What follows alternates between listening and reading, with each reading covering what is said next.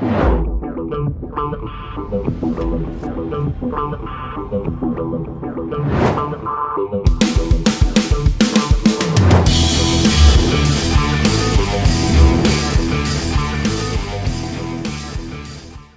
what's happening, my fearless networking friends? Todd Falcone here. Welcome to toddfalcone.com. So, not sure when you're watching this video, but if it's around the time I published it, we're moving into the holiday season.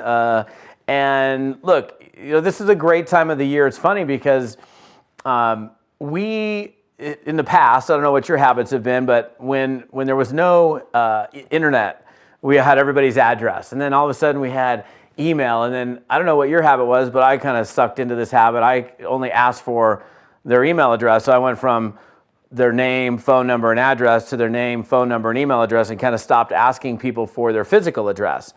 And I made that mistake for a few years, and I got to say, look, it's just, okay, we went from mail to email, right?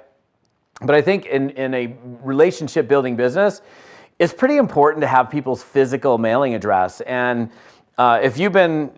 and I've had to play catch up for a while, but if you were like me and stopped for a while, or maybe you never even went back to asking for physical addresses, this is the perfect time of the year to get people's physical address again. So it's simple. I'm like, hey, bro, hey, John, hey, Susie, hey, whatever, what's your physical address? And of course, you want to follow up probably by sending them a holiday card or something, but now you've got their physical address. And so it puts you in a very unique position in the marketplace from a relationship building standpoint, so that if you wanted to pop something in the mail to that individual that was super special, then you could do it. Like I have it's so crazy. I get all sorts of, I have amazing friends. I get all sorts of cool things in the mail from people when I least expect it. And I'm always surprised because it's like, I'm not sitting here, hey, what's somebody going to send me today? But I'm always so grateful. In fact, the other day I have a client of mine that I went to my inbox or my mailbox. See, I'm even habitual about saying inbox versus mailbox. Go to my mailbox and it's this big box, and I open up and it's 2 huge bags of freshly picked cranberries.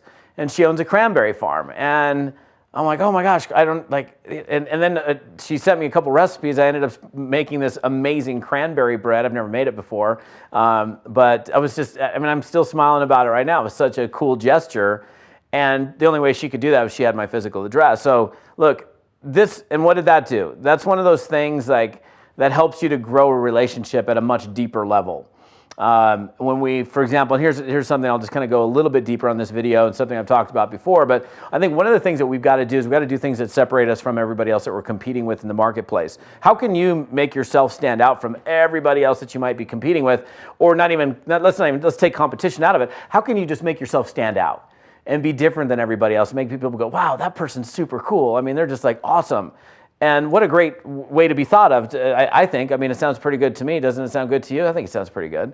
And so one of the ways we can do that is if we know what drives people, what excites people, what they're into, then we can feed their passion. This is one of my greatest secrets, and it's not a secret because I'm telling it to you, but it's one of my greatest ways of really advancing a relationship is, knowing what somebody loves and then feeding their passion. Like, so if somebody's really into a specific thing like skiing or fishing or hiking or mountain biking or whatever it is, and you saw some video or you saw some cool, gift, like somebody, for example, and I don't have them on right now, I'm not going to lift my leg and show it to you, I've got regular socks on, but somebody knows I'm kind of a Bob Ross fan, like Bob the painter. He was such a gentle, happy little clouds and happy little trees. And, a couple months ago, I opened up this little package and there's some Bob Ross socks.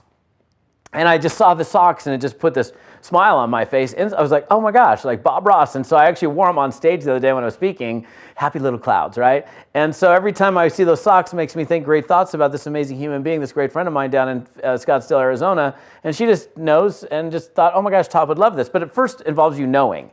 And then you have to have the address, of course, and she has my address and she sent it to me. So just some thoughts for you guys in terms of, look, building relationships. This whole business is about building relationships, being a giver, being a contributor, adding, happiness and value to somebody's life. So do it. It's good stuff. This is a great time of the year. Go get their address, send them something cool. Have an amazing day, my friends. Stay fearless. We'll see you on another video. Thanks.